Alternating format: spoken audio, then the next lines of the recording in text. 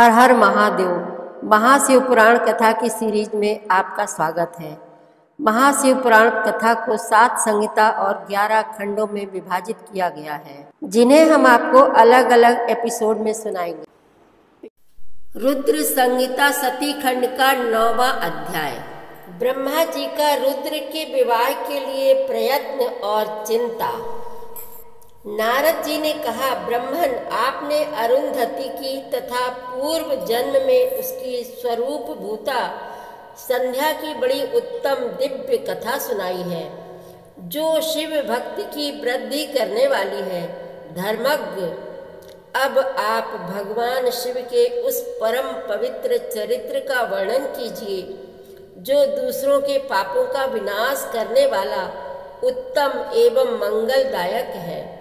जब कामदेव रति से विवाह करके हर्ष पूर्वक चला गया, दक्ष आदि अन्य मुनि भी जब अपने अपने स्थान को पधारे और जब संध्या तपस्या करने के लिए चली गई, उसके बाद वहाँ क्या हुआ?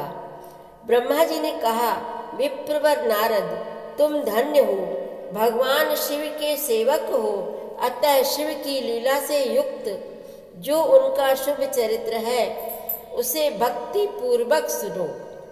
तात, पूर्व काल में मैं एक बार जब मोह में पड़ गया और भगवान शंकर ने मेरा उपहास किया, तब मुझे बड़ा क्षोभ हुआ।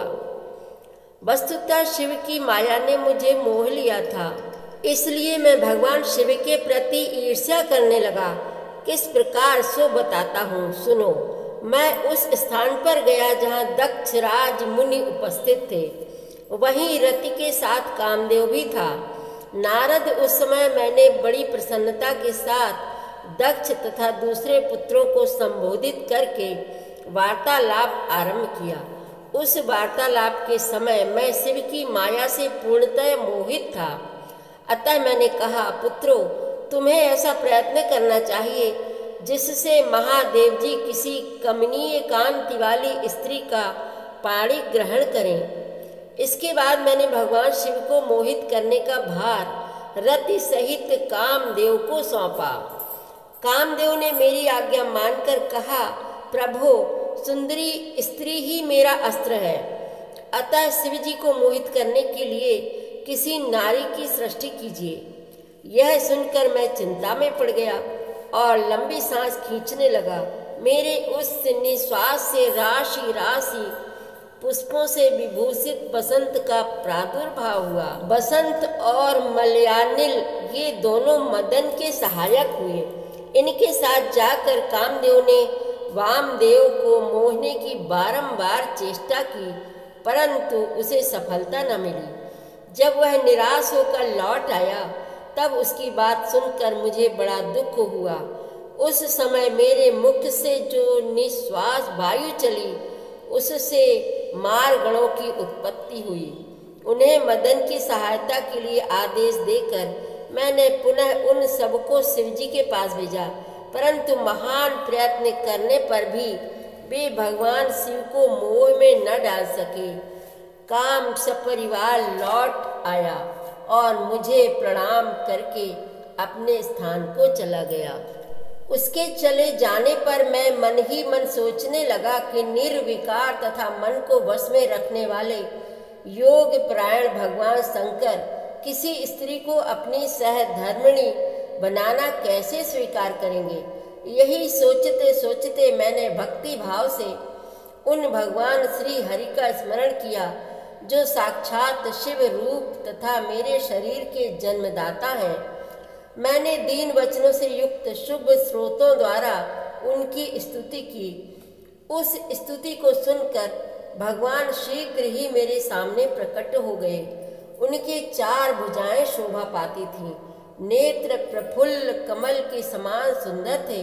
उन्होंने हाथों में शंख, चक्र, गदा और पद्म ले रखे थे। उनके श्याम शरीर पर पीतांबर की बड़ी शोभा हो रही थी। वे भगवान श्री हरि भक्त प्रिय हैं।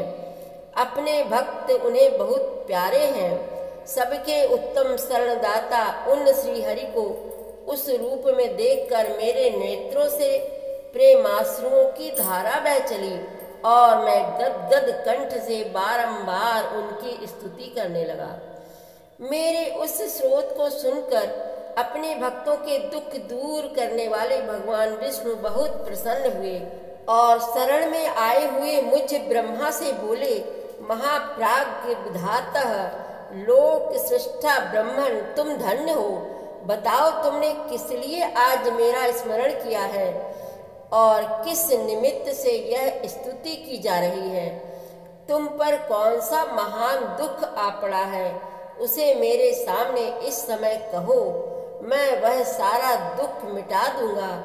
इस विषय में कोई संदेह या अन्यथा विचार नहीं करना चाहिए।